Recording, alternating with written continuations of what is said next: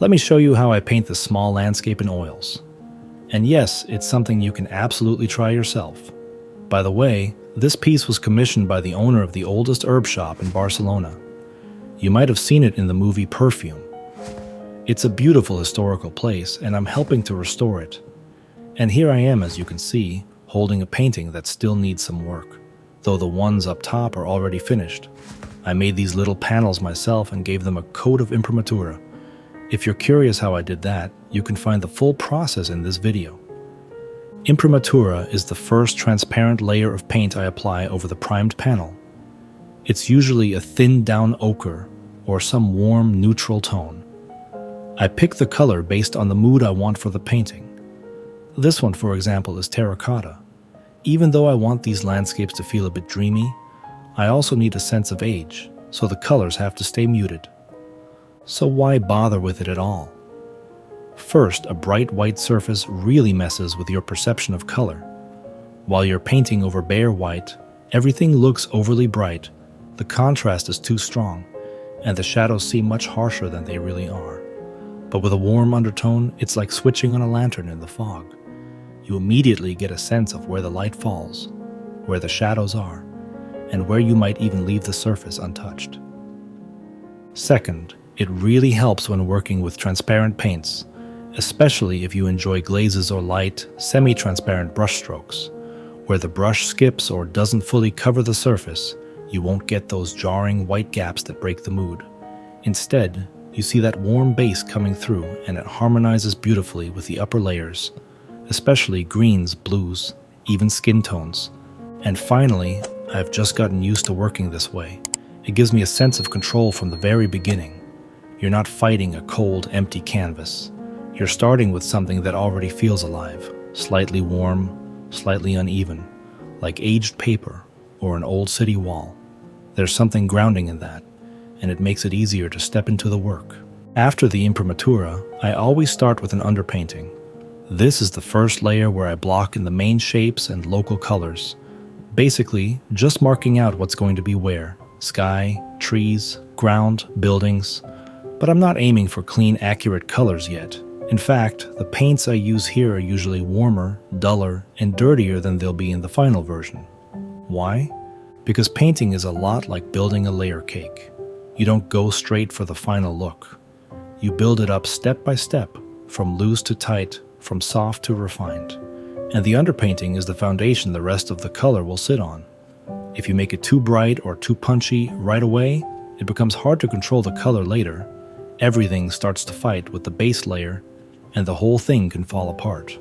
Also, when you paint cooler, lighter colors on top of a warm, muted underpainting, you get a sense of depth. It's like the color is glowing from underneath. That's a classic technique: warm under cool, chromatic over neutral. You take a quiet, almost boring tone and lay something fresh and slightly transparent over it, and suddenly the color feels complex, like it's vibrating a little. Same with details. I don't paint them in at this stage. I'm just building a scaffold that helps me decide things later, where the light will go, where the shadows fall, and where I might want to leave something vague and open. If you go into details too early, there's a real risk of overworking it or losing the bigger picture. And here's another important part. A rough, muddy underpainting helps cut through illusions. When you paint directly on white and start with bright colors, it feels like you're making fast progress, and everything looks nice. But then, halfway through, boom, it starts to feel flat and boring, and you end up repainting half the thing. An underpainting gives you a more honest foundation. It shows you where the weak spots are, where the light isn't working yet, where the form still needs building. It's like a sketch, but in color, with a hint of texture. Overall, an underpainting is a way to start a conversation with the painting. Not at full volume, but in a whisper. Not forcing it, not rushing it, just gently setting the direction. From there, you can build up the color, texture, and light, and the final image will feel way deeper than if you'd just gone straight in with bright paint out of the tube. By the way, let me know in the comments. Do you usually start with an underpainting or go straight in with color? I'm genuinely curious how others approach it. And also, if any of this was new to you, feel free to say so. It helps me understand what topics to cover in future videos. By the way, sometimes you ask me, do I use thinner or oil? I use both, but let me share a little cocktail I swear by. You'll need linseed oil, refined or boiled, plus some Damar varnish and turpentine. Mix it all until it's nice and smooth, and you're ready to paint. Back in the academy, we used to call it the Trinity. There are so many little details that can make or break your experience. The right brushes, good paint, the right mediums to mix or thin it, proper canvas material, and even something as basic as how you hold the brush or where you stand while painting. Some of these things I learned in art school. Some I picked up from other painters, some came with time. But the one thing I know for sure, never stick to just one teacher. Learn from many and eventually you'll find your own voice. If you're curious, I put together a painting course. It's for beginners, but also for anyone who wants to ground their practice in real technique. It costs about as much as filling up your car, but way less depressing. You pay once and get access for as long as you need. Links in the description. I had a little technical hiccup here. The second phone didn't record the palette view this time. If you're new to the channel or prefer some visual guidance, feel free to check out the other videos in this playlist.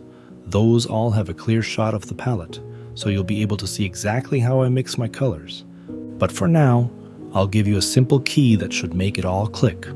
Imagine a scale from 0 to 10, where 0 is pure black and 10 is white.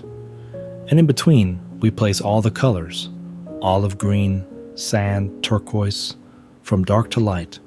Now, for the colors from 0 to 5, I add raw umber, and for 6 to 10, I add yellow ochre.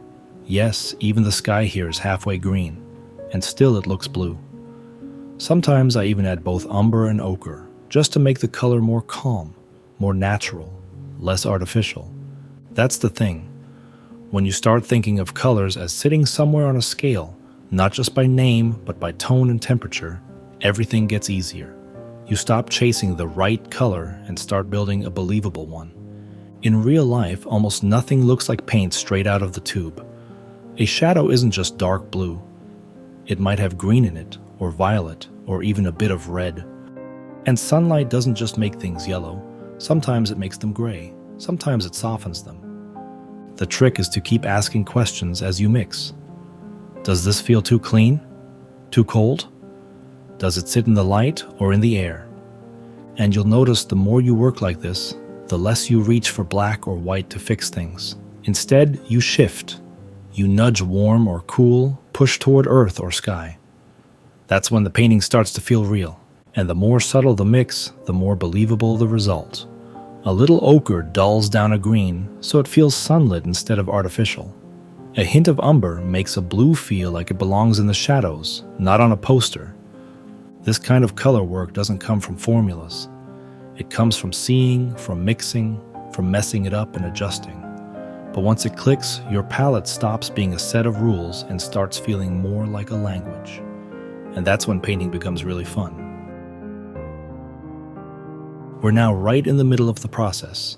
And honestly, this is one of the most important but least talked about stages of a painting.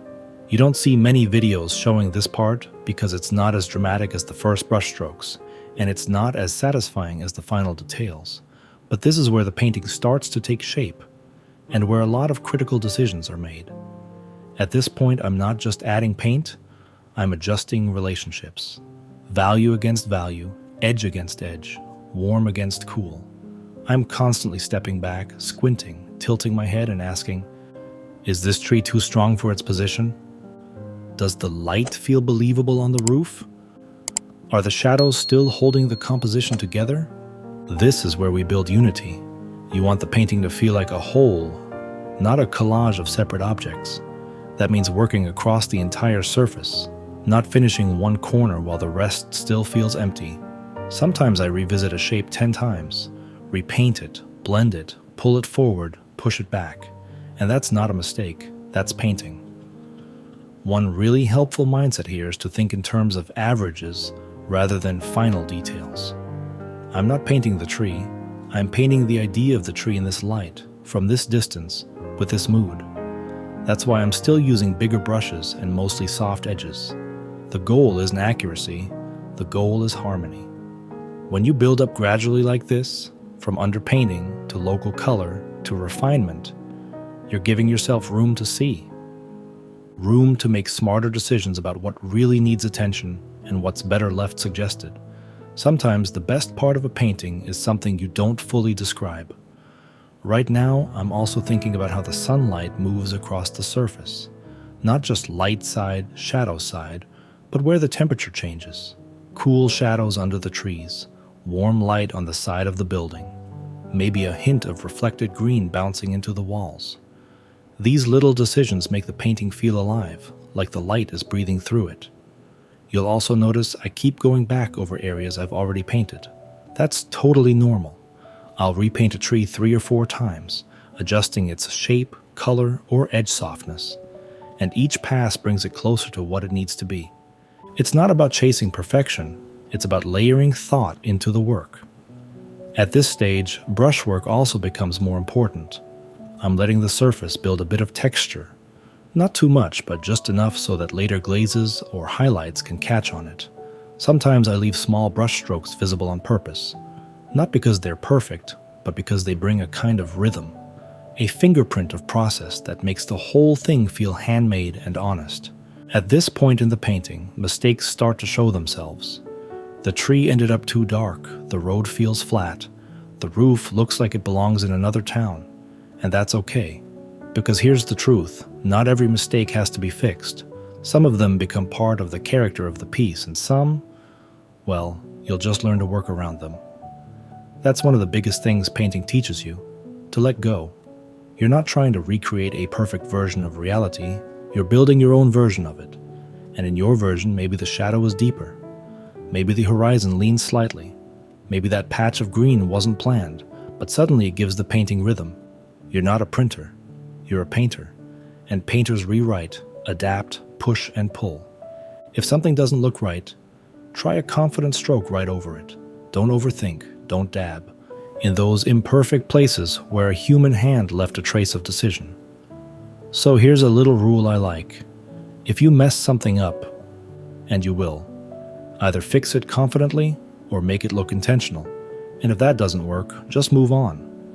There's so much freedom in knowing that you don't have to get it right all the time. This isn't surgery, and it's not even carpentry. It's more like a long walk where you discover where you're going while you're already walking. And if you ever feel frustrated, stop and remember, painting is also therapy. It's a place where you're allowed to be a little messy, a little impulsive. You get to slow down time, focus on a single brushstroke, and quietly tell the world, right now, I'm here, I'm painting, I exist. So don't be afraid to lay down bold, fast brushstrokes, even if they scare you. The worst thing that happens, you repaint it. The best thing, you surprise yourself. You'll get better. You are getting better. Every painting teaches you something, even the ones that frustrate you. And sometimes when something doesn't turn out the way you hoped, just shrug, smile, and say, that's exactly how I meant it.